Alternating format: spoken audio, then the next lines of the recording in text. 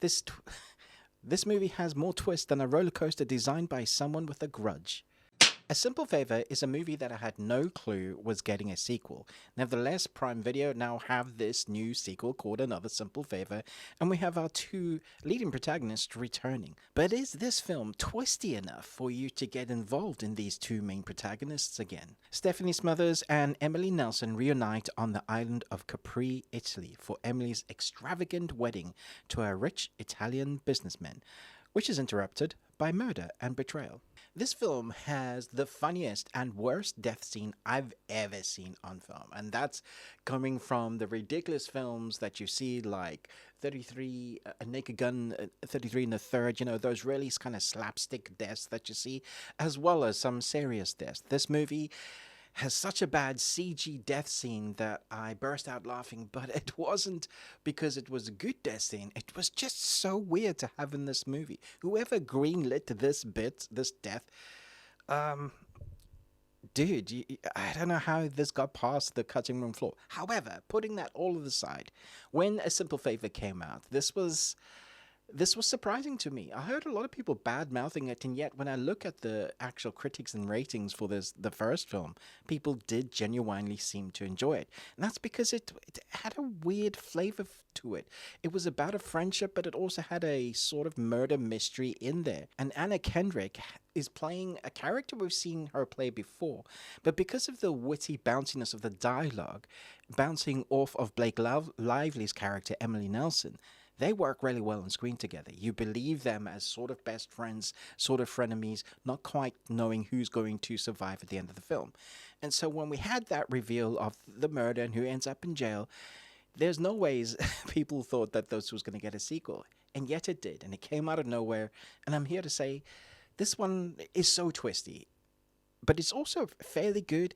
I do feel like it's outstays its welcome slightly. It's a bit long on the tooth. There's a lot of dumping of exposition from characters to get the audience caught up with what's happening when they reveal a big twist in the moment. You'll have a character literally stand there and monologue for at least a minute, maybe 2 minutes, and it's a bit much. But apart from that, the setting lends itself to a murder mystery, but ones that we've seen before. Netflix has done this before, where we see exotic location murder mysteries, and it works for the most part. And I think that's again because of our leads. Blake Lively is kicking ass in this role because she gets to play around with her character without doing spoilers because it's so easy to talk about spoilers within this film, but she gets to really show some of her acting chops, and I appreciated what she was giving us here.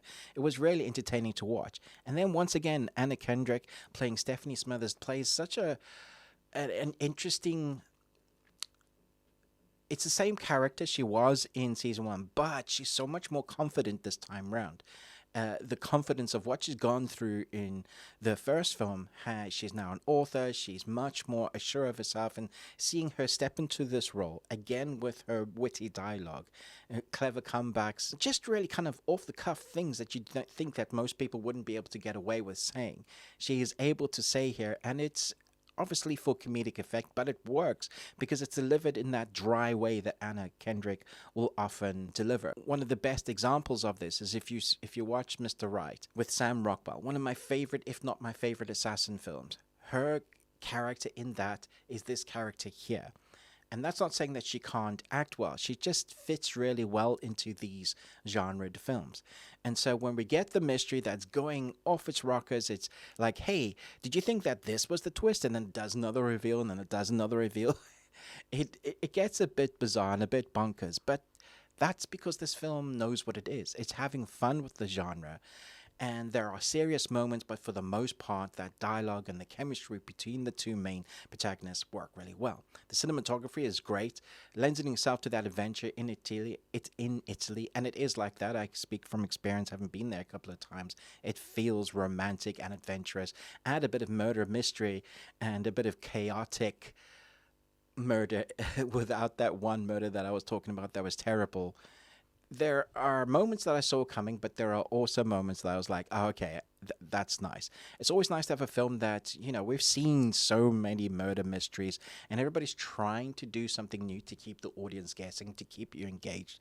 And I think for the most part, it does do that. I'm not saying you're not going to see the main plot twist coming around, but you're not going to care because you're enjoying the chemistry between our characters. I really like the way this film ends up. If somehow they were able to write more in this world, I wouldn't be sad about that. But for now, this was fun. I'm going to give this 4 Nicolas Cages out of 5. I guess I was pretty horny. It's a short, sharp review. Just kind of put this on your radar because I know a lot of people probably won't even have seen the first film.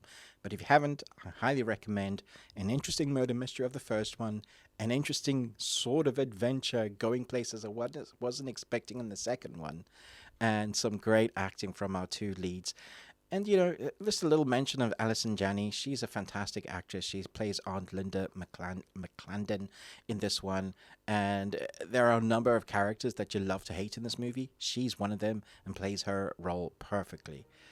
So let me know your thoughts and feelings of this film once you've seen it. Are you going to give time to this film? Did you even know it was coming out? Man, this kind of just dropped like a surprise, so I'd love to hear your thoughts. Thanks so much for watching, but most of all, until next time, remember, live long on Tuesday. This film has more twists than a pretzel factory during overtime. Another Simple Favor has more twists than a soap opera finale. This movie's got more twists than a season of Survivor. This movie has more twists than a politician during election season.